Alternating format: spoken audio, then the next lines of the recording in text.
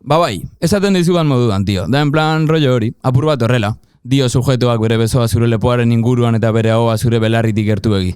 Belarri jana deritzo horri, inori ezaio gustatzen baina denok egiten dugu. Norberaren bizitzari buruz, piraten historiari buruz, garitoan dagoen musikari buruz, musika bera entzuteko almena ukatuz, duela gutxi ikusi duen pelikula bat osori kontatzen, montatu berri duen pelikula bat erdizka, Simpsonen kapitulu ura, Celta de Vigo, Antartidako erraldoiak, Ertzainak lehenengo dizka, Smarts Burger, Modus Operandiren azken abestia, bere kuadriako nerazo pertsonalak, hasiko duen hobi berria, hasiko ez duen hobi berria, Belarria jan, bereziki da estatu gabe. Belarria jan Mike Tysonek Van Goghi bezala. Ez dut pelikula hori ikusi. Belarria jan, horretara gatoz gu ere.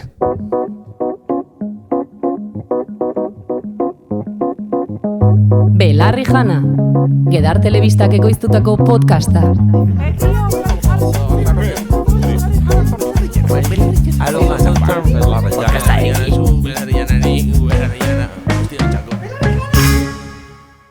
Ongi etorri, Han eta Martin gara eta ongi etorri EITBek subsumituko ez duen lehenengo podcastera. Agian batzuek sentitu duzue harridura, beste batzuek auzo lotxa, hau ikustean guk sentitzen ditugu denak naztuta, eta guk gorroto ditugu podcastak, baina gaude podcast bat egiten. Komentatzen genuen hau dela buru bat, bilegatu garela en lo que juramos destruir. Dramago urteak ziurrenik norberak kakasten podcastetan, eta ez bakarrik podcastetan, baizik eta jende guzti horrek barrutik ateratzen zaiola esatea, tio, podcast bat egin beharko genuke, eta ziurrenik ez lukete egin behar. Eta, esan duzu, nazkamaten digutela, ziurrenik bai, baina bereziki ez podcastak izateagatik, bestela ez genuke egingo, baizik eta betetzen duten funtzioagatik nola esatearen, edo zertara doazen, eta horren ondorio zer izaten amaitzen duten.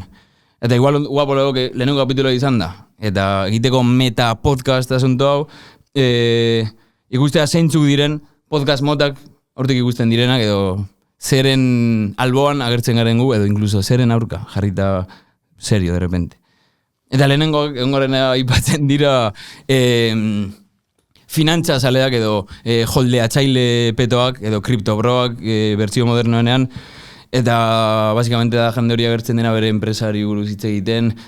Orokorran ez dute enpresari, bakarrik ikusi dute bideoan nola egiten den enpresa bat, eta gero haiek adierazten dute beste bideo batean horrelako katea maigabe bat sortuz, baina basikamente ideologia kapitalista reproduzitzen, pobreari errua botatzen, bere pobreziagatik, inkluso kriminalizatzen, orokorrean burradak esaten, esango dugu, eta katxin barretzen kasu batzuetan. Bereziki polleriaren sortzailea baldin bada, hori egin duena.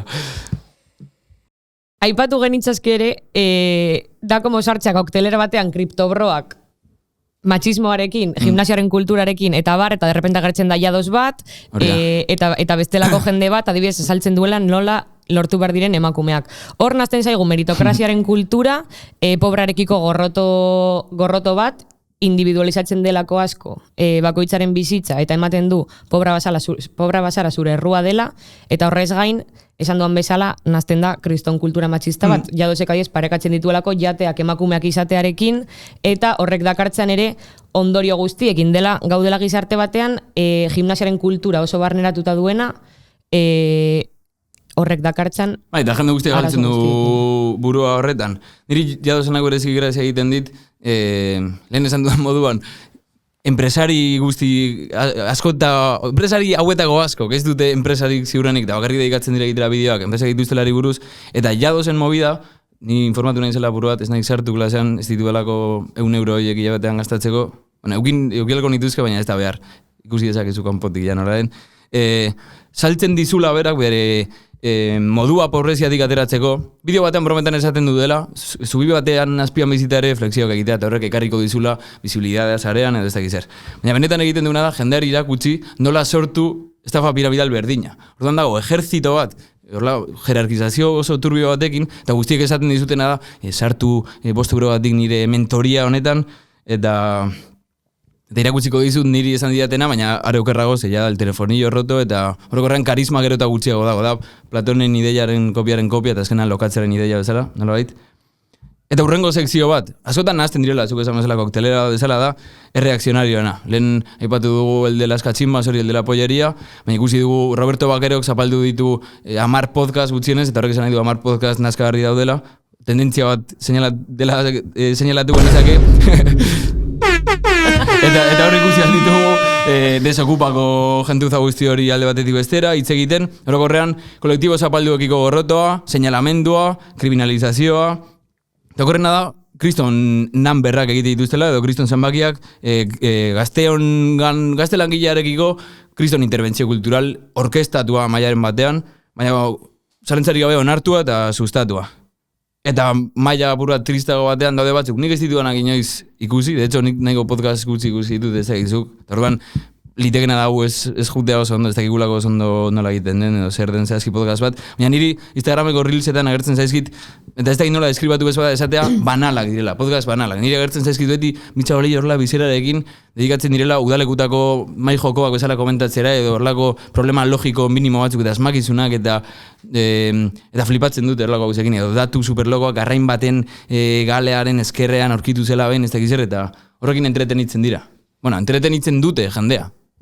Eta de hecho, mentalki nekatuta bazaude bastante entretenigarria da, ez duelako inongo esfortzu mentalik eskatzen. Eta oso arrakastatxua dira, normala den bezala. Horrekin naztuta ere, sortzen dira horrelako beste podcast batzuk izara politikoagoa daukatenak, hitz egin genezake Place bezalako podcastez, eta zentzu horretan, esan dezakegu badirela ein batean banalak, gelditzen direlako hori, azaleko kontuetan, baina aldi berean maigaineratzen dituzte elementu politiko batzuk.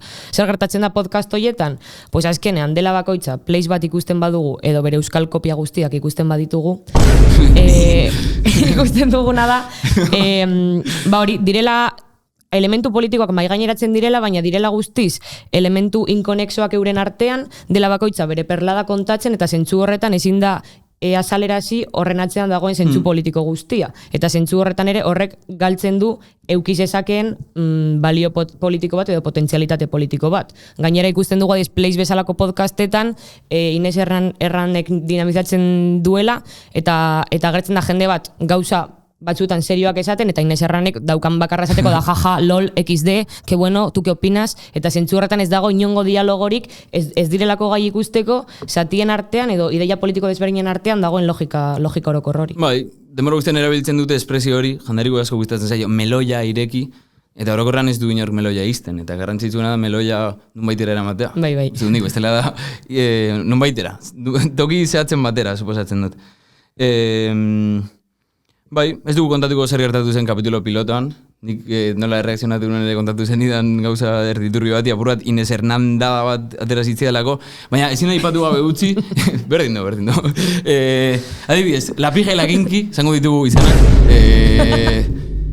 jende hori dagoa como de intensidad, de repente lantzen dituzte, ez dakit oso gutxi guzi du, baina osasun mental gaiak edo ez dakit zer, eta de repente egiten diote PSOE hori kampaina elektorala, oso era inteligente, porque gainera el perro Sánchez nahiko finibili zen, esango dugu. Eta, bueno, intensidade politiko erdi utxalo guzti hori.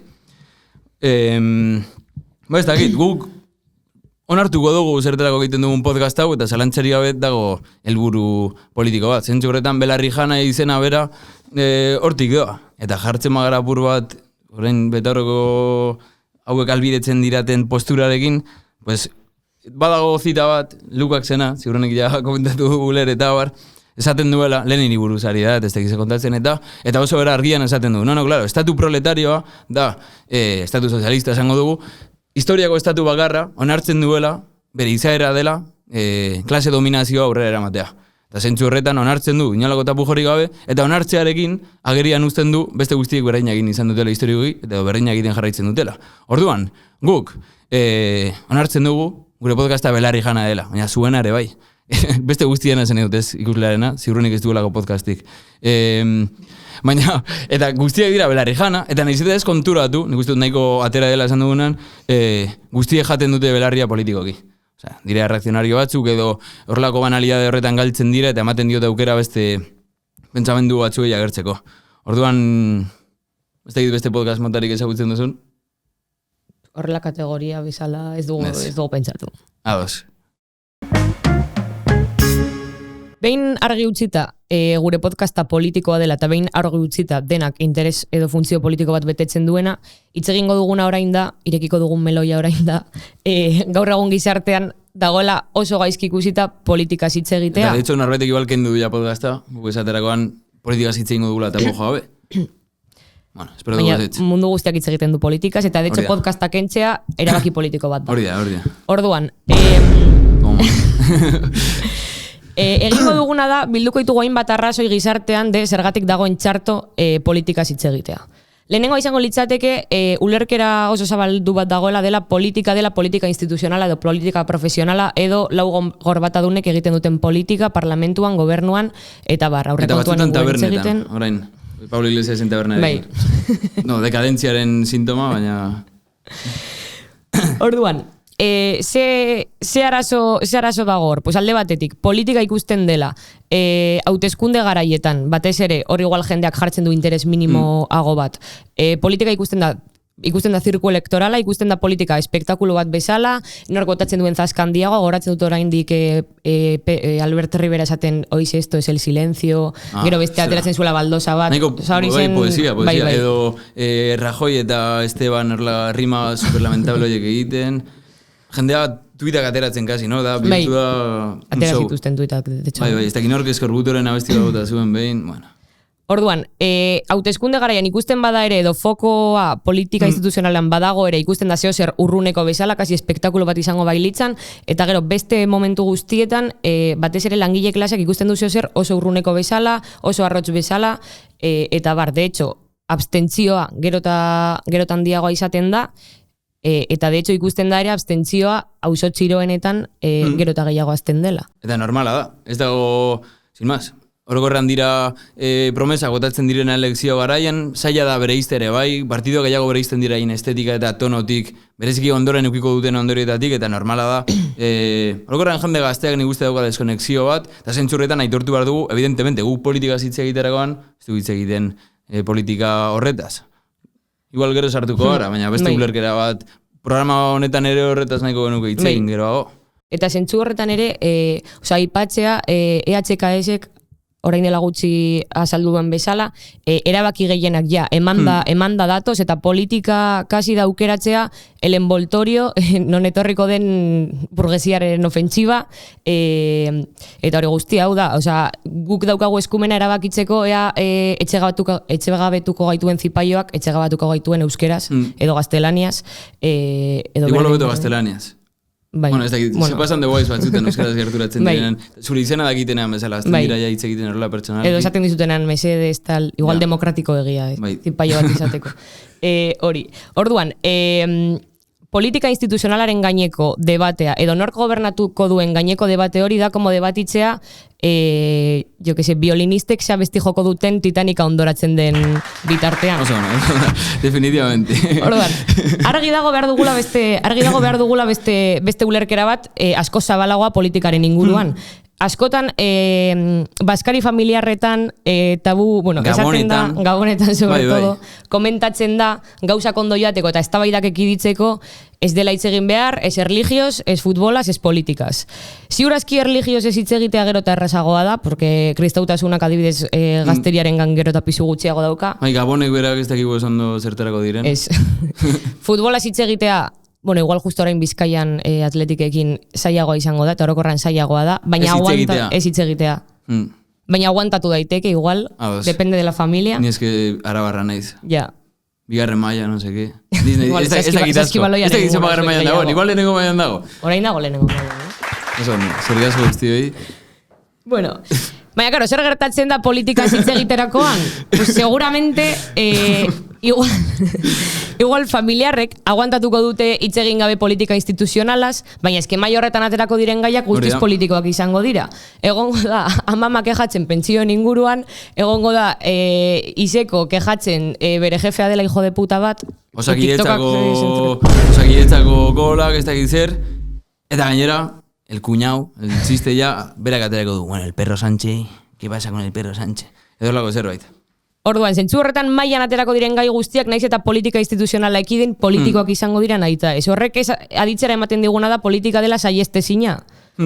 Eta partiduekin zer ikusia bai ez, nire ustez oso kezkagarria den zerbait da ere bai, ziurrenik partiduen erruz, porque zuk esaten duzun bezala jendeak zerbait urruna sentitzen du, desatxekimendua, eta hori da zerbait guztiz arrazionala perkala ikusita. Eta ez bakarrik zerbait urruna bezala, baizik eta partidu hauen mafia izaera eta korporatibismo eta arribismo guzti horren, hau da, trepa batzuk direlaren ondorioz, jendeak ikusten du politika zerbait makurra bezala azpijokoan aritzen dena, ikusten ez diren geletan egiten diren bileretatik, beti alako interes eskutu batekin, eta hori oso gauza tristea da, zegero, saiatzen denak politika egiten kalean, beti dauka alako beldur bat, ea ez zote duten pentsatuko, instrumentalizatzera zoazela eta bar, eta hori adibide oso argi bat ikusten da artean. Artean esango dugu edo zein kontutan. Artista kapitalista, edo gizarte kapitalistan bere artea garatzen duen pertsonaren diskurso oso ohikoa da. Normala, bezala, denok ez gara dena alako honetan. Esatea, ez nik ez dut politikarekin hainbeste lotu nahi. Eta gero, bera konstiente izan edo ez, lotzen da industria kulturalaren pedidoetara. Eta egiten du, merkatuan oberen funtzionatzen duen musikak. Bizigrau nahi duelako, norbait izan nahi duelako, baina hori, ez du lotu nahi, esplizitoki, zerbait politikora, uste duelako zerbait makurra dela. Eta zentzu horretan ere dago como rechazo bat edozeren baitan subordinatzearekiko, ulertzen delako askatasuna dela, egitea nahi duzuna hacer lo que te da la gana. Baina eske zentzu horretan ere ez gabiltza kontuan hartzen dena dagoela sozialki mediatuta, denok garela gure garaiaren seme alabak, eta zentzu horretan egiten dugunak antza handia daukala. Eta zentzu horretan izan algara askeak egiteko nahi duguna, baina eske gero amaituko dugu lehin ikasten, amaituko dugu joaten tagliatelara faltzera bikotearekin, eta horrelako gauza NPC-ak egiten. Bai. NPC izan ziteken da non-playable karakter, bai. Da, ikusi zezakon hau, non-political character. Nik nire buruan egitea oso tristea da, así que zuk ez baduzu egiten, emendik aurrera ez dute egingo. Gainera, alabezekin egin dudan horrekin ja, egongo naiz betatua nire irian. Inor ez da profeta bere irian, bueno, dena alakoa. Ideia guzti honekin, belarria jatearen kontu guztiarekin, oso lotuta agertzen da batzutan, burua jatearena. Eta honek zer ikusia du ere guzti honekin. Norbaitek derepente agertzen duenan iritzi politiko garatu bat, ziurrenik jaso duena, arrazionalki, edo bire kideekin, bere lagunekin ez da baidan, ematen du burua jandiotela. Norbaitek zerbait argi duen horretan, esplizito egiten duenean zeintzu diren bere printzipioak, edo zein uste duen dela berak bide horri politikoa, ematen du ja, burua jandu, ez du bere gauz pentsatzen, ez da zer. Orduan, gogora etorri zait, hau da, horrako txirimolta bat, Belengo Pegik Durangoko topagune sozialisten esan zuen, ez dakit nork esan zuela behin, zita moduko batean, ideologia, edo posizio politiko esango dugu, dela alitosia bezala, norberak ez baitu berean abaritzen, baina bai bestearena. Eta zentzorretanik burua jatearen nik horatzen dut eskola garaian eta horrela. Eta rollo ez, eske mugitzen diren ikaslei burua jandiete. Jendeak pentsatu beharko luke, estatu kapitalista dugala, instituzio oso bat, irakasle ejertzito bat, jendeari burua jateko, eta galdu baduzu partida hori, beste ikasle batekin, pues, zuzara hemen tontoa esango dugu. Eta hori neguan esateko nik. Politika zerbait makurra eta interesatu gizai guztea da politikari profesionalen errua, eta da zerbait super tristea eta super kaltegarria. Eta zentzu horretan ere, guk askotan ere pentsatzen dugu, eta zuk esan duzunaren arira, manifestazio batera gonbidatzeko pertsona bat, edo lagunen bat, eske pentsatzen dugu askotan, igual pentsatzen du naizela interesatu bat, askotan te sientes tu un interesau, gonbidatzagatik jendea gauza politikoetara ematen duelako agian bakarrik, zure funtzioa bakarrik dela jendea adoktrinatzea, kasi modu korporatibista batean. Zentzu horretan ere, askotan ukatzen da debate politikoa, eta sobre todo dagolako ulerkera bat politikaren inguruan hitz egitak rollo txarrak dakartzala beti, eta bai, eski esan rollo txarrak dakartza, baina eske mundua etxaituta dagolako praktikamente. Orduan, beste argudio bat izango litzateken justu hori, politika hitz egiteak eta politika egiteak rollo txarra daukala. Eta hori da, Gabonetako afarian ebitatu nahi dena, ez sartu bai ez da gidatzera denok nahi dugula ondogon. Eta afari batan zentzu hau bidezak, de repente ez hasi kolpeka zure osabarekin. Baina ez gaude horretaz, no? Gaude posizio politikoetaz, eta, bueno, bai. Eta zentzu horretan da beti saiestu behar den zeo zer, ondo joateko, baina eske lanean, klasean, edonon. Orduan, horrekin, aipatu halko genituzke hainbat gauza. Alde batetik, ze garrantzitsua den politikaren inguruan eztabaidatzea, baina eske edonorentzat, ziurazki mundu guztia ez dago konforme, edo ez dago ados, edo ez dago... Ez du onartzen bere bizitzaren parte handi bat edo bizitzaren zeo zer, eta hori aldatu nahiko luke. Zer da hori aldatzeko tresna? Politikaren inguruan eztabaidatzea. Zer gertatzen da? Askotan guk norbaiti kritika politiko bat egiten diogunean, ematen du ja kritika pertsonal bat egiten zabiltzala. Zergatik ematen du agian kritika pertsonal bat egiten zabiltzala? Pues porque badaude joera politiko asko era oso identitarioan ulertzen direnak. Eta orduan, claro, zuk badaramazu por bandera zure politika identitario bezala, hori erasotzen hori da. Bezala, guztiaren gainetik defendatu behar duzun zerbait. Hori da. Benetan defendatu beharrekoa denan... Bai, eta hori erasotzen den momentuan, ematen du zure pertsona guztia dagoela erasotuta, ketan destruido, eta hori guztia. Hori alde batetik, baina eski bestaldere saiatzen garenan debate politikoak askotan mai gainean jartzen, dira beti desplazatuak eta amaitzen dira eztabaidatzen gauza hain residualak beti ukatzen dutela debate politikoaren zentraltasuna eta hori guztia, baina eske hori horren adierazle pila bat ditugu, osea, zenbatetan egon dira beto politikoak txosnetan, zenbatetan, bueno, topagunearekin gertatu zena, eta eske zen inoiz debatitzen politika egitaren eskubidea, baizik eta debatitzen zen movida tekniko txikiak ez, baina hemen hau gertatu zen, eta bar. Zenbatetan, jo, mugimendu sozialistak edo GKSek egin zitunan bere lehenengo mani nahiko jendetsuak, ezen debatitzen horren edukiaren inguruan, horren beste jende mobilizatzearen arrazioaz, baizik eta zeuden los cuentaguisantes de siempre, kontatzen zenbat jende zegoen, no sé cuántos. Edo adibiderik horrela azkenengotarikoa, CJS-eren aurkezpenean, enbede egon eztabaidatzen horren edukiaren inguruan, dago proposamen berri bat, jendea zegoen eztabaidatzen, nola doazen ibiltzen, nola jantzten diren, edo hitz egiten dutela en femenino, pues queda ridikuloa. Eta denak doazela txandal adidasarekin, eta ez dire kontura sortu dutela simbolo generazional bat. Bueno, nik uste hori, politika rollo txarra dakar, agertzen dela forma askotan, eta gauza gehienak agertzen dira askotan ere John Mayaren tweet forman. Eta John Mayak dauka la forma John Maya tweet. Hori dago Kapitalaren laugarren tomoan ezen atero hendik. John Mayak dauka tweet bat, nik gorde nuela segidan, iruditzen zidelago oso adierazera, esaten du. Berriro futbolari buruz, jendeak pentsatuko du zerbait duela, niri berdin zait zentzu positiboan futbola. Pues esaten du, futbola gauza txarra asko ditu, ez da zertaz ari den, baina baditu ere gauza honak, adibidez, eta Samameseko argazki bat, eta kriston jendetza. Eta jartzen du, politikak zerbait hona dut, denok juntatzen gaituela hemen, eskuinekoak, eskerrekoak, korronte politiko desberdinetakoak, jatorri sozial desberdinetakoak, zertarako nahi dut nik juntatu penubeko desgraziatu batekin edo are okerrago. Edo korrika antzipaio batekin ere. Edo korrika antzipaio, ematen du rollo txarrak hartzen duna dela horretaz kejatzen dena. Bai. Daukagu hor estatuaren mercenario bat, euskarraren alde, denon kauza berdina izango balitz bezala. Estatua edo gizartea ez da afari familiarra, ez gara denok, ez dugu simulatu behar ordu bat ez denok ondo gaudela. Hori simulatu nahi dutena da, afari horrek betirako irautea, eta badakigu platerak zetxarra dauden. Ados. Orduan, urrengo puntu bat, hitz egin genezakena, ze argudio ematen dira politika baztertzeko, politikaz hitz egiteaz baztertzeko, ez da hain ezaguna, nik uste ez da inorokortua, baina noizbenka gertzen da.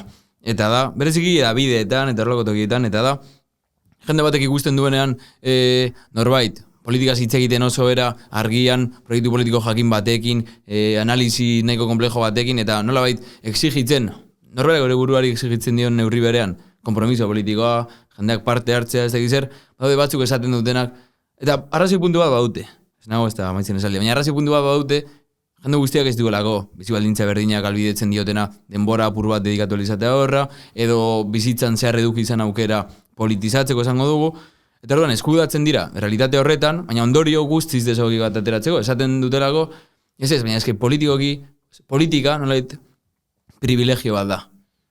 Eta nire ustez hori oso galdegarria, zer nahi duzu, hobeto da zerrez egitea, edo zu konturatzen zara politika privilegio bat dela, eta zein da zure, eske ez doa inora nire ustez. Eta politika bastante paradogikoa da, porque politika egitea privilegio bat da, baina ere, politikaz ez interesatu beharra edo kezka politikoak ez izatea ere privilegio bat da. Ezen bat influencer ikusten ditugu, galdera politikoak egiten dizkietenean, bueno, no, yo no voy a hablar de eso, tal, no sé qué, no te jodes, zure bizitza dagolako de puta madre, ez daukazu arazo mundanorik, langile klaseak izan ditzaken arazo batzuk, eta zentzu horretan ere politika parekatzea, politika instituzionalarekin berriro, hau da, ulertzea, politika dela zeo zer kanpokoa, zuetxarela horretan sartu behar, agian ez daukazu horren beste arazorik politikaz ez interesatzeko. Duele jabete batzuk izango zen, baina Argentinako bi reggaetonera superfamaturen horrelako kontrajartze bat, bilei galdetu zietelako edo bati, zeiritzi, Milei eta ez dakiz eta gora, eta bat hasi zen era erdi naturalan, berriro ere politika instituzioekin lotzen, baina esaten, bueno, pues nik uste dut beharko zela beste politika mota bat, ez dakiz eta bestea, como gelditu zen horrela, eta managerrak esan zion, ez dakit, zerekin konparatu daiteken, baina atzetik esan zion, suizildu esan zuen, guk ez dugu politika hitz egiten. Atera ditugun postura hauek, azkenengo jarrera, edo atera duguna izango litzateke, dagoela, etorkizunarekiko ikuskera oso negatibo bat, gauzak aldatzeko ezintasun bat, eta zentzu horretan ja, ematen du politika, edo zeo zer aldatzea, edo iraultza bat, guztiz ezinezkoa dela. Hori da, munduaren amaiera, nola zen historiaren amaiera, Fukushima da. Hori izan zuen, edo da hori lavadora marka bat. Ez dugu horatzen. Fredrik Jamesonen aipua, dinosu edo zer. Dago beste, bueno, berdin du, historiaren amaiera entesien, arbaitek baldin badaki, que lo pongan en comentarios. Ez da egite gongo diren komentarioak. Agian, de hecho, botako digute podcasta bera, copyrightaren gatik, eta abar. Komentatu YouTubeen, Fredrik Jameson. Bai. Jameson. Hori da, ez dakit inglesez. Mark Fisherrek erabiltzen duen aipua berari referentzia egin, ez esaten duela gaur egun asko arrasagoa dela ikuskatzea, edo imaginatzea munduaren amaiera, kapitalismoaren amaiera baino. Bai, notizia begiratu besterik ez da behar, jendak ere asko hitz egiten du azken boradan, gehien edatu diren fikzio mota direla distopia, munduaren amaierak eta bar, hain radikalak izan gabe ere, el top de politikaren aurka egiten duten argudioak, batzutan incluso ikuspegi politikotik sartu daitezke talde honetan. Da lehenengo batzuk izan daitezke individualismo forma ezberdinak. Lehen aipatu ditugu, jados paradigma, esango dugu, rollo guzti hau, lehen esan dagoa. Arrazo estrukturaletaz hitz egiten dute, hitz egiten dute pobreziaz, gauza hitz egiten dutela kriminalizatzeko, seinalatzeko, eta ez dagoen ez aterabide kolektiborik, hau dira munduaren arauak, zuko egin dezakezun honena da, ez que de hecho esaten dute, Matrixa eskapatu, baina eskapatu, zu Matrixean posizio batean egoteko, hau da, burgez bat izateko.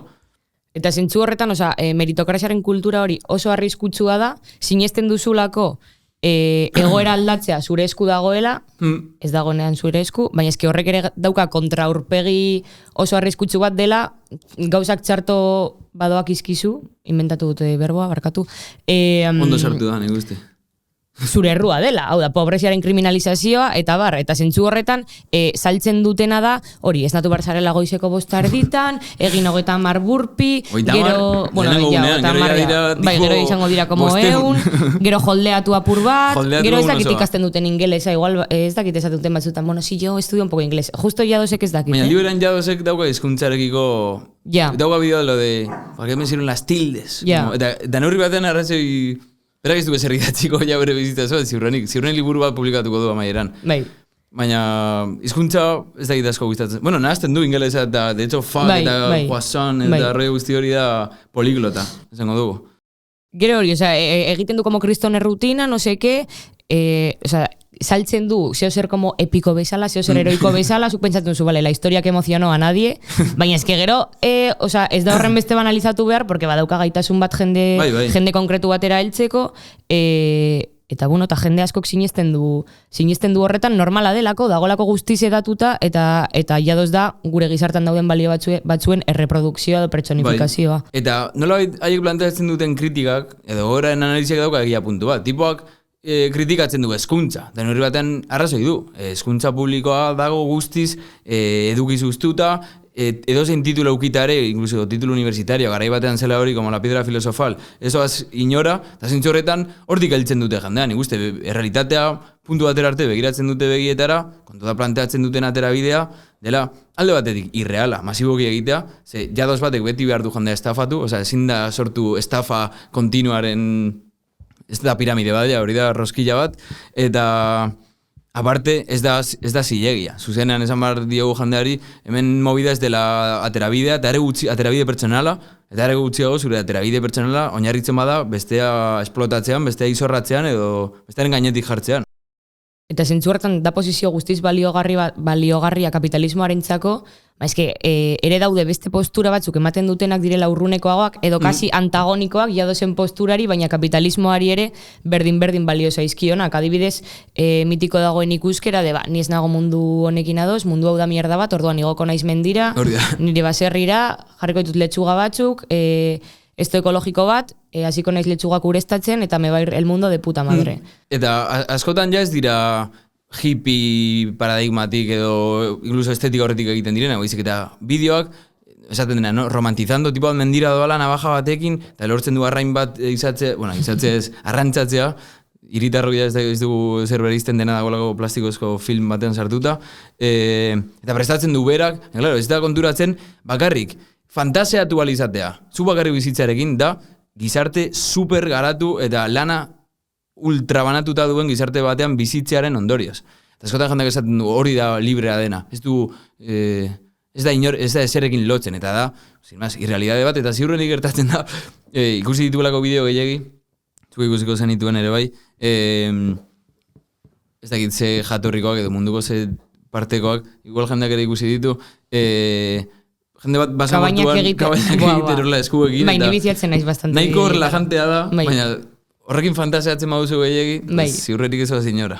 Eta joango zara mendi puntara, egongo zara zuzure letxugak ureztatzen, baina eske irian edo herrietan jarraituko du kaosak, eta aparte zuk zehortuko dituzu zure isla utopikoak de puta madre no seke, baina eske realitatetik isolatzeak ez zaitu egiten realitatea konfrontatzea, eta injusto egin bardena da realitatea konfrontatu. Bestela ez dugu ez aldatuko. Zure gaitasuna, piratzekoa, dena delako bertsioan, dago oinarritua, hor mantentzen den egora horrek albidetu dizu zuri, kasualidade zerrenda maigabe batengatik originalizatea. Bai, ikusi, beste bide horretan dagoen beste sekzio bat, eta hemen ja sartzen gara politikoago, jende hau da, politiko gizarret esaten duena, edo uste duena, politiko gizarret esaten duena, eta da, erreformismoa deritzeguna, zuk esan duzuna, ez da ikusten aterabide iraultzailerik guzti honekiko. Hori jendeak kokatzen du izango balitzu ezala 20. Mendeko kondaira bat, edo ez da zer. Duela gutxi adibidez, eta ongara komentatzen, telebistan aritu omen den tipo bat Bob Pop edo Pop Bob edo SpongeBob, ez da egiten zein den, entrevista batean edo ez da egin nun hasi zen esaten. Etortzezik gora Jesus Maestro ez da egitzeoa, gero esakun dut zerratik, bueno, berrito, esaten dugu, eskertiarra garenok, hau da, de izquierdas, politikoki, ja onartu behar dugu, ezin da iraultza egin, dedikatu behar gara partzea jartzera. Eta da ridikuloa, baina liberan guapo dago berak onartzen duela. Gero ikusten ditugu, eskerreko hainbat alderdi hitz egiten, ez iraultza etorriko da, eske oraingoz egin behar duguna da, PSOErekin paktatu eta PNV-rekin eta ez da egin zer. Eta zentzu horretan ere saltzen dute aurrera pausu bezala, eta ez da aurrera pausu bat, da de hecho atxera pausu bat, zaudelako neutralizatzen edo blokeatzen aukera iraultzaile, egon daitezken aukera iraultzaile gutxi horiek, eta esaten dutena da, politika instituzionalan emango dituzela aurrera pausu batzuk, eta kalea da, como benetan fokoa, no seke, eta da kontrakoa, fokoa dago politika instituzionalean, erreformista bat izatean, eta kalea da bere komplementarioa, irabazteko boskak, beste sektore batzuetan, hezkuntzan, gazteriaren artean, eta bar. Eta askotan oinarritzen dira, ez dakit, sin más, batxillergoko filosofiako liburuan, Marx, esaten du, oso gaizkia salduta dagokorrean, materialismo historiko, ez dakit zer, eta zati batean esaten du, Marxen aurka, como zer ezun aurre ikusi Marxek. Bueno, pues gauza asko, bizizelako bizizekaraian, eta bar. Baina ezten dira esaten, adibidez ez zuen ikusi, Europako ertain klasea eta ongizate estatua. Ertain klasea eta ongizate estatua ez datoz ezer ezetik. Datoz imperialismoaren katean, pues hemen lortu dela, irabazi asko akumulatzea, eta zuk esan bezala. Bueno, langile klaseak egin duen jardun politikoaren esker, eta mehatxu erreal bat zelako burgesiaren txat, eskain izan zitzaion jendeari, bizitza hon bat, básicamente, obeditu alizateko, eta hori reformaren papera ere bai. Jendeari ez traumatiko bilakatzea sistema honetan bizitzea, eta lortu zuten denbora askotan zehar. Gaur egun, ikusi dugula, hori erortzen dela, bere izateko baldintzak erortzen direnean, ikusten dugula, hau doala, maldan bera, edo Titanicaren itxasontzia baina bazkarrago, bueno, 2 ordutan ondoratu zen, uste dut, aurrekoan ikusi nuen. Hau ondoratzen ari da, mende batzuetan zehar, baina ematen du gero eta azkarrago doala. Orduan, ja ikusten dugula hori. Eta ematen du ez dela geltuko tabloirik, Ni tablones, ni letz, ez denok izoztuta. Bai, pues hori. Bueno, beste elementu bat edo, izango litzateke, ari gara hitz egiten despolitizazioaz, ari gara hitz egiten politikaren ukazioaz, ari gara hitz egiten ere dagoela ezintasun bat beste mundu bat imaginatzeko, eta inkonprentzio edo ez ulertze guzti horretan daude gazte edo gaude gazte markada berriak ikusten dugula edo sortzen dugula hizkuntza berri bat ezintasun hori edo nora ez guzti hori espresatzeko izango litzatekela memearen kultura. Memearen kulturak bultzatzen ditu elementu asko, elementu despolitizatzaile asko, eta memearen kultura dira seinale, ez dugula ezer ulertzen, ez dakigula zer egin, eta gaudela guztiz nora esan, eta gaudela guztiz galduta. Eta guztiarekiko distantzia bat jartzen dugu, denak ematen du ironikoa. Norretek zerbait serio esaten duenan, ja irudikatzen dugu ze memetan txertatu ziteken, denak ematen du kringea, dela gure bizitzaren sentimendu zentrala gaur egun. Eta zentzu horretan ere nola bultzatzen diren azaleko gauzak, nola bultzatzen diren gauza banalak, eta kontrara nola baztertzen diren sakonketa minimoa dakarten edo hori ikusi daiteke meme askorekin.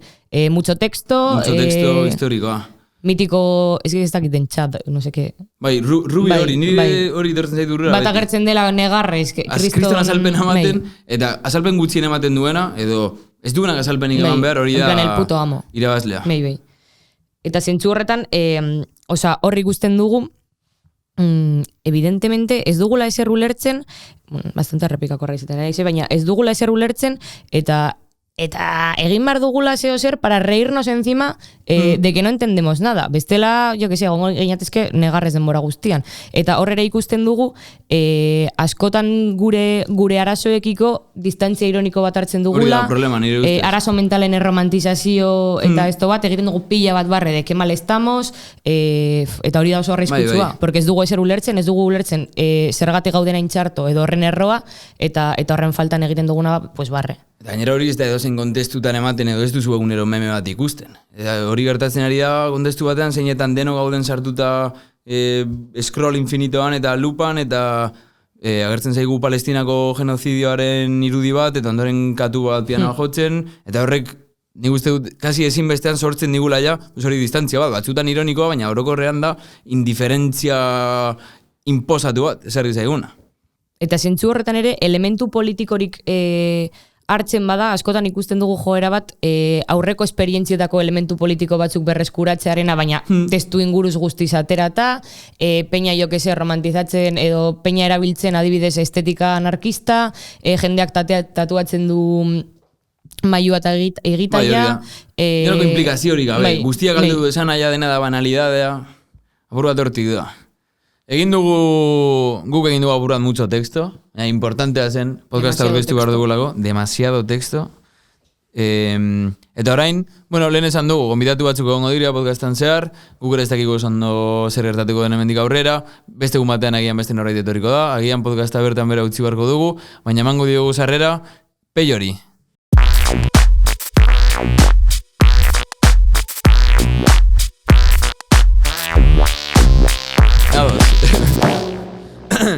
Hola, eskerrik asko etortzeko. Tengo hau lotzada arribetez, atzeratu. Bueno, eso de esa visión, ¿está? Apuratu orduri, tía. Bai. Onartu behar da. Fokoekin eta... Ja, normala da guztionek. Normala. Nik ez da egite ondo nagoen. Claro, nik deko az komplejo batzuk. Orduan lehen adibidez, ni ona etorten, nenbilela. Nik kotxean etornaz, ona. Zu gidatzen. Ni gidatzen. Gidatzen. Toda Bastilla. Eta orduan, hor, derrepente gasolindegi enparedot, eta gasolina botadot, eta joanaz ordaintzen. 5 milioi euro, betiko. Eta dinozte gasolindegikoak, ¿quieres ticket? No. Y te corto el pelo, me ha dicho. ¿Qué dice? Te corto el pelo. ¿Sabes usted? Horren ya komplejetan eta ez dakit ondo gonazen, ¿no? Saiatuko naz... como ondo egoten, ¿eh? Bai. El pelo corto, ¿no? Eta, ez dakit, nik orokorren nabiena pentsetan da nire karpena bai eslandoan, ez? Ni, uste, importantea daiten gabizena, hau, ito bat, zentzu baten bai, Ito bat izan zen Titanicekoa. Bai. Ito asko. Bai. Asko ito. Hostia, oso, Kevin! Ja, tera den Titanic, ben.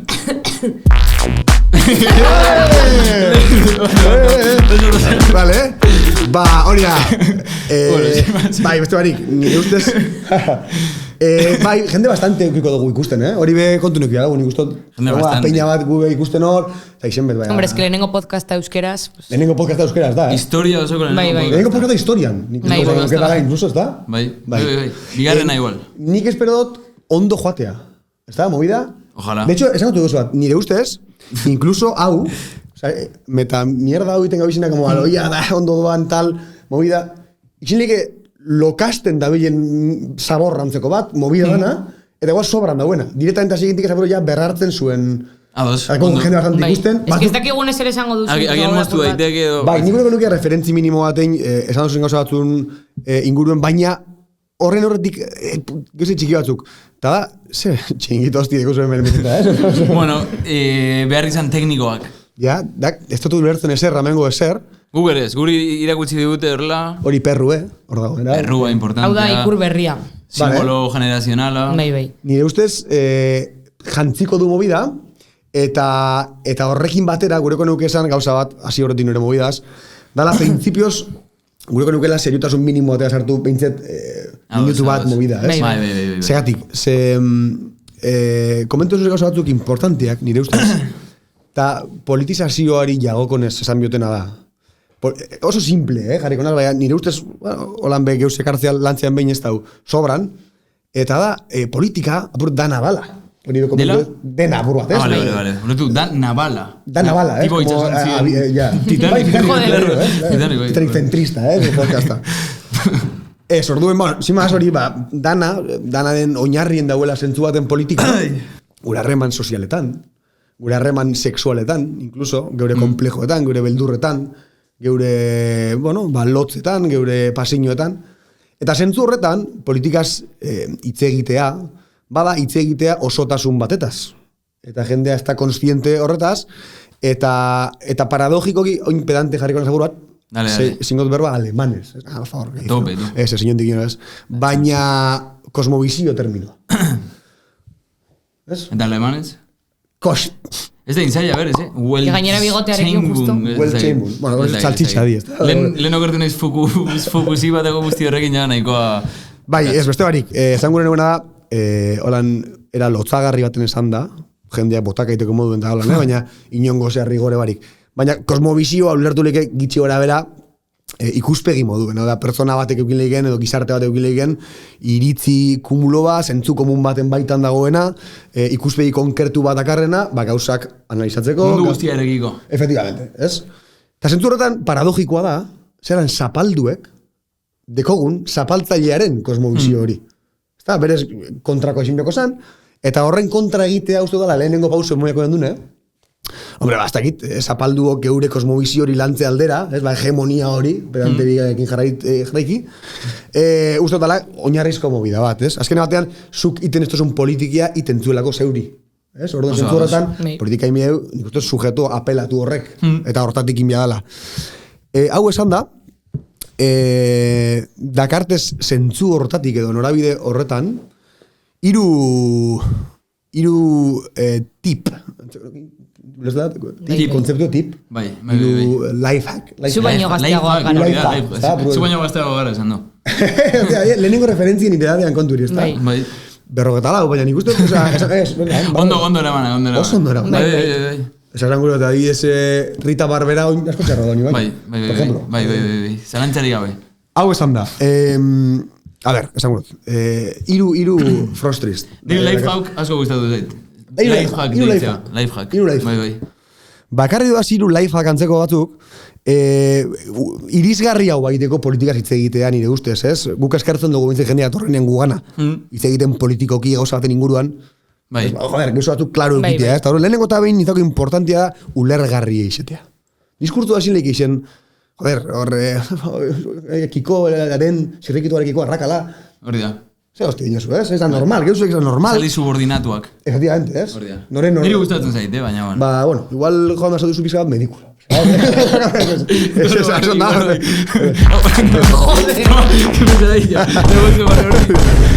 Sin más, a ver, Pello Txandiano.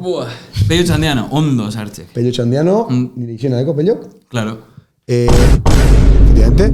Eta berak idatzi du liburu bat, begirada, deitzen da. Doa astigmatismoaren...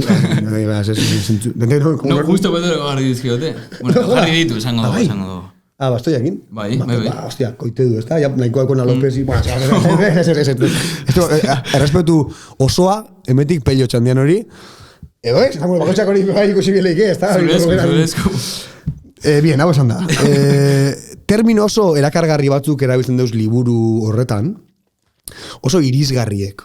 Adibidez, txingoka. Txingoka agertzen da, liburu. Hori hor dago, betirako! Liburu da ume bat. Zuk munduratzen duzuna, eta txingoka, hor dago. Eta hori da, graziosoa, azteko.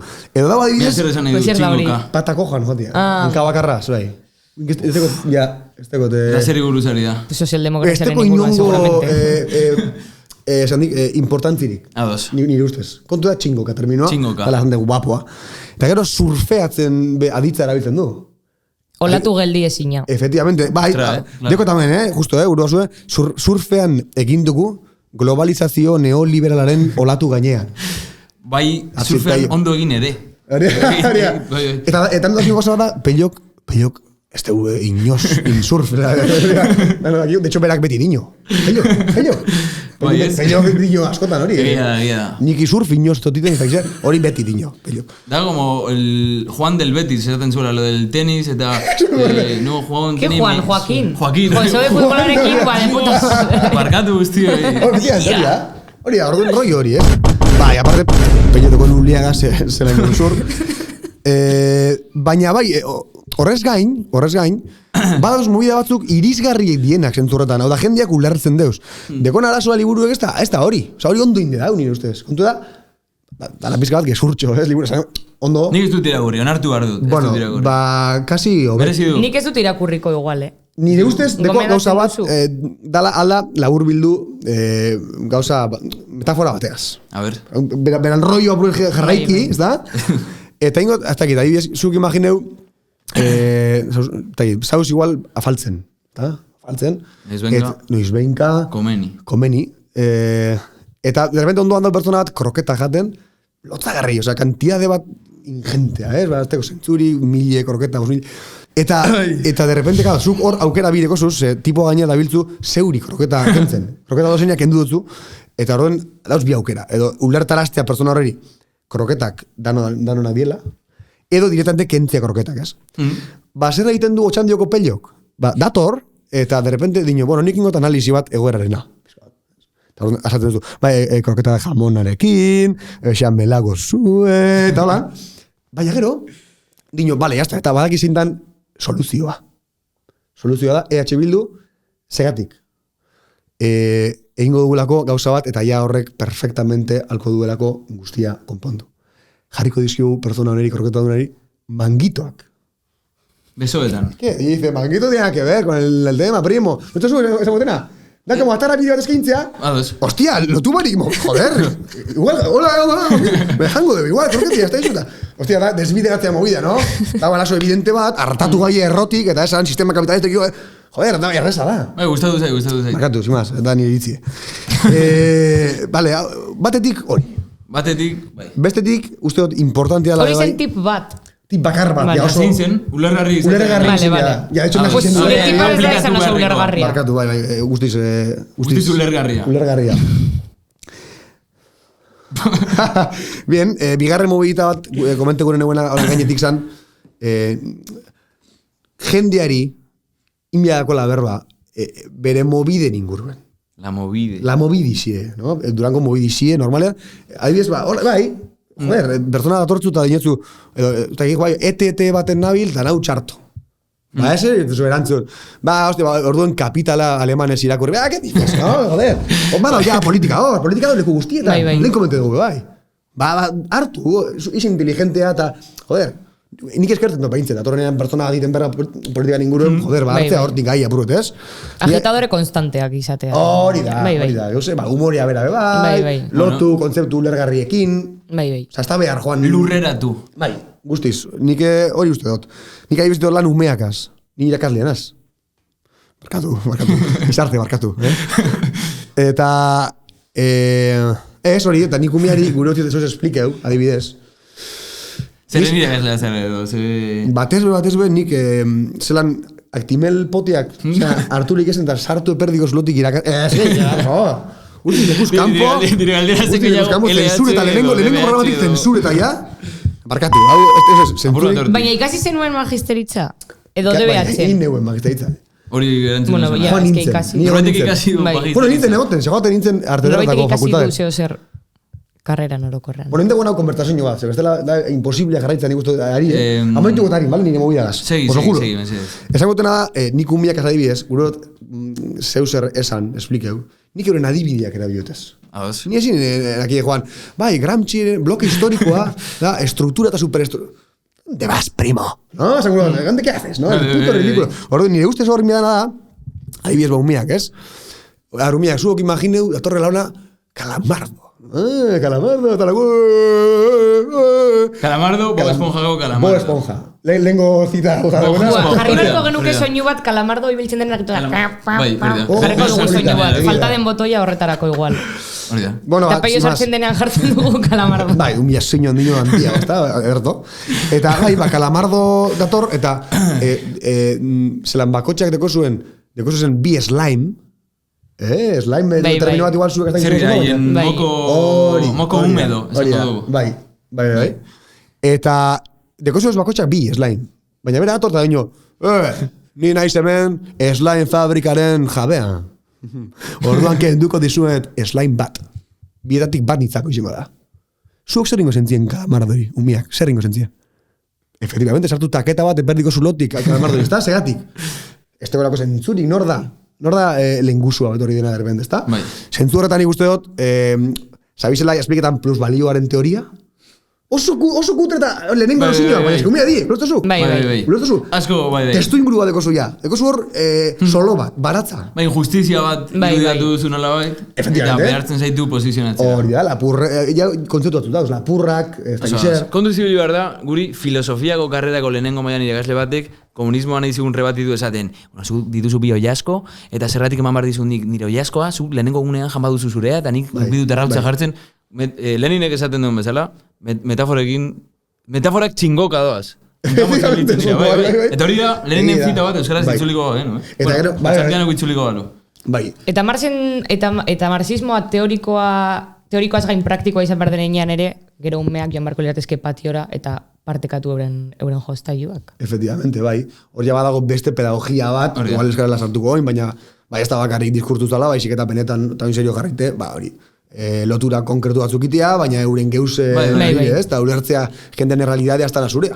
Orduen, sabizela berroiten jendeaz, ez hormo bateaz. Eta gero Leninek badeko beste zita bat, oso nahitzako, literalki da brushmat, bosmekama. Fluffy. Bueno, da, nik normalen da izan. Bai, interesgarria. Oso gordine. Tatuatzeko moduko. Bai, azkeneko giro hori, Brammet. No, que es un Brammet. Brammet. Bien, eta hirugarren eta azkenengo life hacka. Life hacka. Bai, da, ez janztea praka piratak. Hori da, lozagarri. Fraga motzak. Jordi Gantzitosek esaten zuen hori. Jordi Gantzitos. Importante referentzia. Bai. Oso ona da. Bai, hori, praka piratak guztiz. Gaizki geratzeko perfektuak. Hori da. Nola alduzu lortu jendea botaka egitea. Praka piratak. Camper zapatillak. Bueno, hor dauz. Ego ez da gizentzu diren. No, hobeto. Eta ni pentsibio hori dekote apuruete pentseta, Oso erabilgarria, lifehackak politikarako importante. Orokorrean, bizitzarako, Bizitzarako. Bereziki pantalon piratarena. Pantalon piratarena, bai, lotzagarri egozan borrokatu behar dana. Nik honekin, printzipioz, nire mobitak akabe doaz, baina bai, ekarri dut, holan gauza bat idatzite. Apuret politizazioaren inguruan. Ados. Orduan, egida sartzen dala apuret Podemita. Zure testua da Podemita. Ezin leike esan, esan leike, baina ez da egia. Ez da egia, de hecho, nahiko da pizka bat señalatu. Testu podemita da gaizki amaitzen denean. Hori da, cuando no se puede nunca. Edo erdizka amaitzen denean ere. Bai. Ez beste barik esango dena, azten dela como termino batekin, esaldi batekin zeinak garai batetan eukizuen pisu bat Podemosen diskurtso horretan, que tal politizazioa sexia dela. Hori zan zuten. Hori como mira mierdoso bat, bai. Eta, a ber, da, berreskuratzea guztiz horroma baten kontra moten dabilen euren ahotik, dinot. Esaldi bat, eta emotea benetako zentzu bat, nire ustez bebai, ez? Vale. Orduan...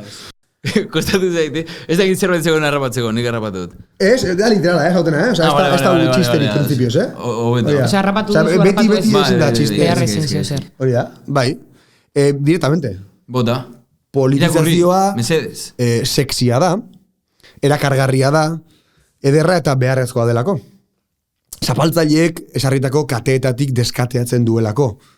Edo sortuko batek esango luken moduan, askatzailea delako. Edo EAJ-ko batek esango luken moduan, libreatzen dotxutelako. Politizazioak testu ingurua ulertzeko tresnak ematen ditu. Ingurua barrarekiko kontzientzia pizten du. Eta ingurua barra basura bat denez, basurarekiko nazka razionala sentiarazten du. Zapalkuntzaren aurkako arrazionaltasuna.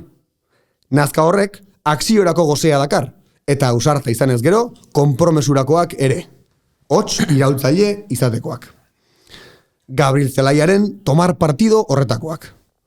Ein horretan, zapaltzailearen eta zapalduaren paradigmaren kontzientzia dakar, eta ein horretan, bi subjektu horiek seinalatzen irakasten. Paradigmaren paralisi paradoxiko paralelipedo honetan, politizazioak plazerra ere badakar. Plazerra Cristina Moralesek diona, eskuko eri erakuslea topatu, luzatu eta zapaltzaileari zuzentzearena. Eria zuzentzen ikastearena. Biktima izaki, subjektu bilakatzearen plazerra. Argia ikustearena eta argia izatearena. El placer de ser consciente de la propia lucidez. Alejandra Pizarnik. Baina, la lucidez es un don y es un castigo. Alejandra Pizarnik. Argiak ikusarazi egiten duelako eta ikusten denak mina ematen duelako. Politizatua beraz, arrazionala, iraultzailea, empatikoa, argitsua eta sensiblea da. Eta hori dena polita da. Horregatik pentsatzen dut, politizazioa polit bilakatzearen akzioa dela. Horregatik zaude polit, topagune sozialistako izaldietan, apunte ulertezinak hartzen dituzunean.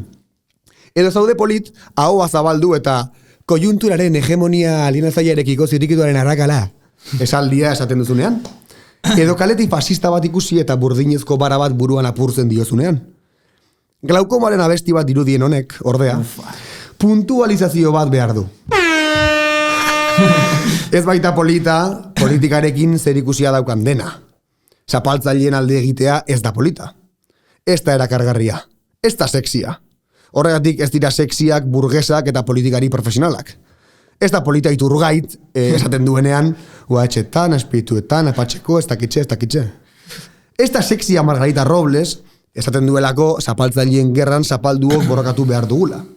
Ez da sexia Euskal Herriko Unibertsitatea gazte antolatuen kontrako eraso erreakzionarioak dituelako.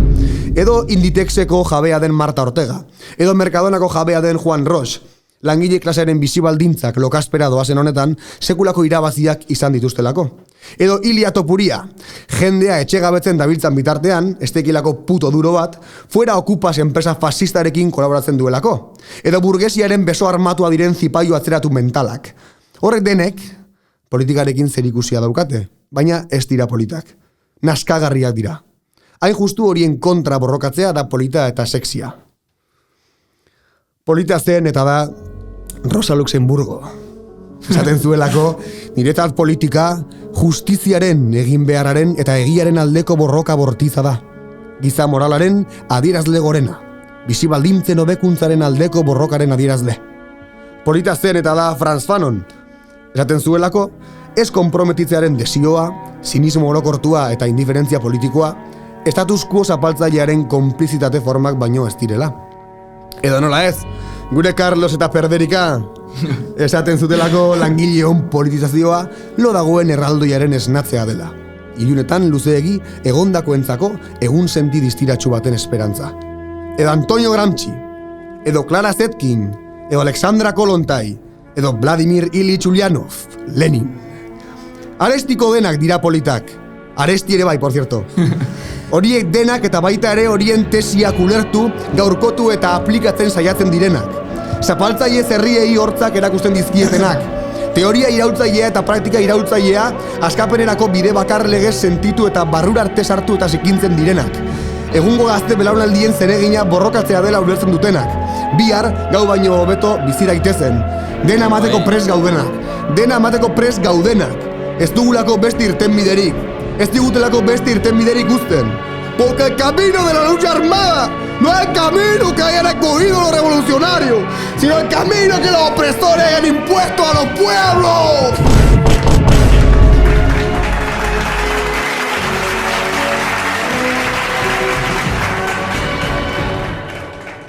Oso ondo, ikusten ez duzuen ontzat peio junda edo eraman dute edo amaitu da bere hitzartzea. Bueno, ematen du insurrekzioaren ateetan egon garela, baina tamalez ez, gaude komunismoaren porrot historikoan, hori da. Eta horren inguruan hitz egingo dugu. De hecho, hori delako, guri behartzen gaituen orain defendatzera, a muerte politikaz hitz egitea, eta eragiten duena jendearen txat normalena izatea, politikaz ez hitz egitea, edo politika zerbait txarra bezala ikustea.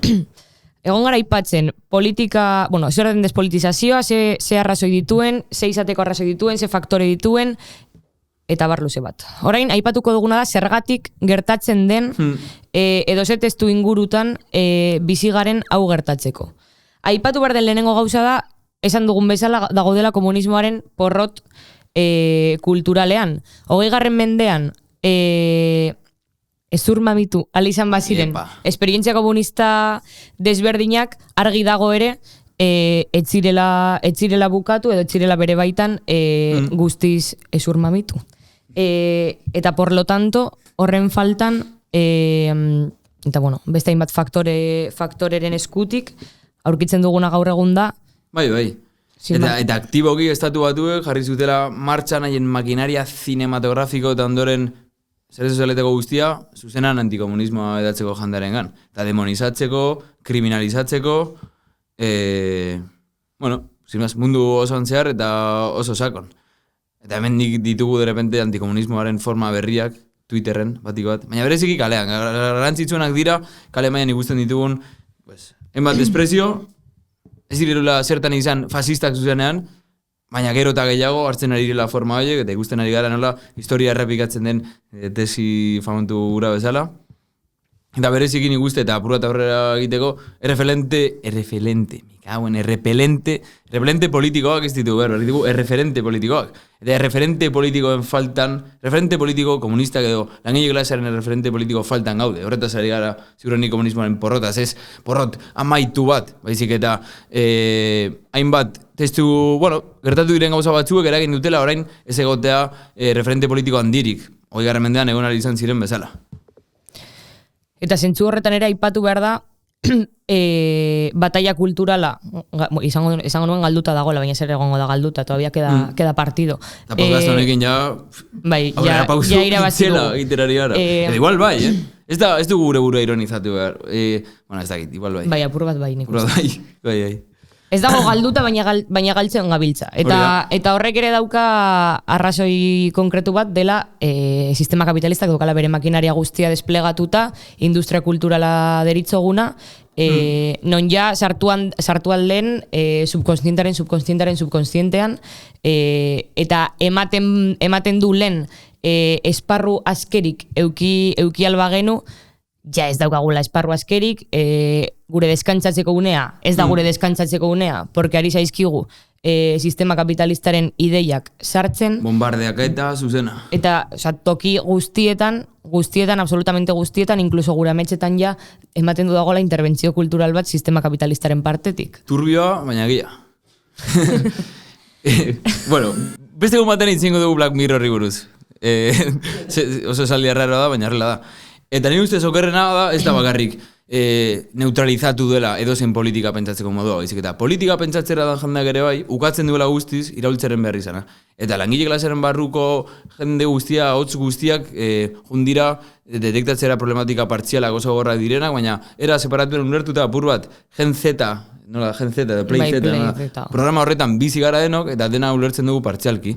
Eta iraultzaz hitz egiteak ematen duela txiste bat, jendearentzako txiste bat delako, jende batentzako, eta entzuten dira gauza, como zuk esaten duzunean, eta nire ustez egia dena, edo ez da nola esan. Guzti hau aldatzeko, ez da nahi, ezin da jendeak derrepende kontzientzia hartzea podcast baten bitartez, edo ez da gizaren bitartez. Hemen bar da iraultza definitu daiteke, pues hori, gizartearen sakoneko aldaketa bezala, oso azalpen ez sakonekoa. Eta aipatu dugun bezala iraultza ez da egiten den zeo zer, baizik eta iraultza da antolatzen den zeo zer. Eta hori da esan nahi nuena, jende askok etortzen zaizu esaten, iraultza oso ondo, baina zin da, zer egin behar dugu, itxaron, iraultza. No, zure buruan iraultzarekin, itxaron aditza gertzen bada. Iraultza ez da autobusa. Iraultza, ez da gize garra den. Iraultza da gelditzen duzun trena, Walter Benjamin. Hori, itxaron behar dugu Europako Alderdi Komunista, zuk itxarongo duzu. Eta itxarroten baduzu, agertzen denean badakizu zer gertatuko den zurekin. Ez. Iraultza ez da, itxaroten. Ez que ja, itxaron... Bai. Egiten, ez da egiten, zuzen dut bezala, antolatzen da. Eta horren aurrean, eta hori da guk politika deitzen duguna. Gaur egun badakigu ez dugula hartuko el Palacio de Invierno. Baina guk politika deritzeguna da, gero eta baldintza hobeagoak ustea, jendeak... Gero eta jende gehiago ulertu dezan zein den gizarte honen erroa, zeintzuk diren bere ondorioak, eta zoritzarrez zein den irtenbide posible bakarra gainetik entzeko kapitalismoak suposatzen duen lastre historiko nazkagarria. Eta lehenengo pausua psikologoan bezala, el primer paso es aceptarlo, pues da konturatzea dena dela politikoa, eta nahi eta nahi ez, zuk postura politiko bat defendatuko duzula. Hori da.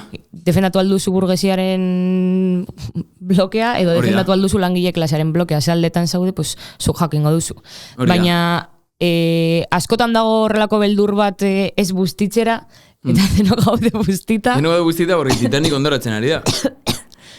Ez dakit hori lehen grabatu. Y el que no se moja, ya se moja uno mojándose. Hori da. Eta nik nahiko nuka azkenengo ideia batekin amaitu, eta da, sin más, monologo bat ikusten ari nintzen Xabi Daurarena, eta oso gara inteligentean esaten zuen. Claro, jendeak esaten duenean, nik eukiko manu una máquina del tiempo, gutxi gora bera horrelako zerbait, jungo nintzateke, eta Hitler rakatuko nuke. Jende batek uste du, Hitler dela ero bat, eta ez dela 20. mendeko baldintza historiko konkretuen ondorio eta barreta bar, no? Esaten dute, Hitler hilko nuke, horrela maituko balira bezala munduko arazo guztiak. Eta Xabi Daura honek esaten du oso nire uste zera argian, eta guretzat praktikoa. Zergatik ez duzu orain hiltzen, Netanyahu. Zergatik ez duzu planteatzen orain proposamen politiko bat akatzeko Hitlerren funtzio berdina betetzen duten eta beteko dituzten horiek. Eta antzeko zerbait gertatzen da, behinkotxean joan, eta hiltzen Inglaterrako erregina. Eta oso ondo, niri berren zaite, Kissinger hiltzen denean, jende guztia gazten da, vamos, a tope. Eta hori da seinale ona, oraindik jarraitzen dugu nazka sentitzen alako tiranoekiko. Baina, denok ospatzen bagara, alako tiranoak hiltzen direnean, edo desagertzen direnean, zerretik ez dugu pauso hori ematen eta errazago jartzen bide hori, apur bat turbio gelditu da. Laburpena litzateke, utzi belarri jana, eta antolatu zaitez. Guazen politika antolatzera eta egitera hori delako beretako parte hartze politikoa, eta ez boto ematea laburtean behin. Está listo. Belarri jana, Gedar Telebistak ekoiztutako podcasta. I don't know.